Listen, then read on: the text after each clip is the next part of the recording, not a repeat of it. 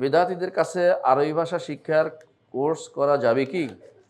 বেদাতীর কাছে আরবি ভাষার কোর্স না করাটা হচ্ছে নিয়ম, আমি বলে দেবো। কারণ এই জন্য বেদাতীরা কী করে, মানে আরবরা বলে এটার ভিতরে যে ভালো কিছুর ভিতরে খারাপ কিছু ঢুকিয়ে দেয়।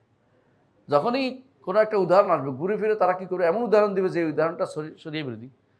যেমন আমি উদাহরণ দিচ্ছি, বলবো যে একটা উদাহরণ দিলে বুঝবেন যে বালাগতের উদাহরণ দিচ্ছে, আম্বাতার রাবিউল বাকল, বসন্তকাল কি সুন্দর ফুল ফুটিয়েছে।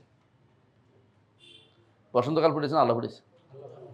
কারণ এটা বললে এরা কি করবে, এটা দিয়ে দলিল দিবে সমস্ত কিছু।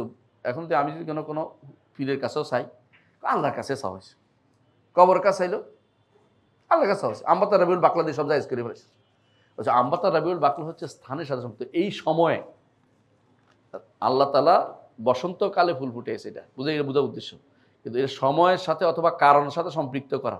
কিন্তু কবর তো কোনো কারণ না, পীর তো কোনো কারণ না, বুঝেন না কথাটা? এই কারণের দিকে সম্পৃক্ত করাটাও সবব শিরিক হয় কখনো কখনো। ছোট শিরিক তো বড় শিরিক পর্যন্ত হয়ে যায়।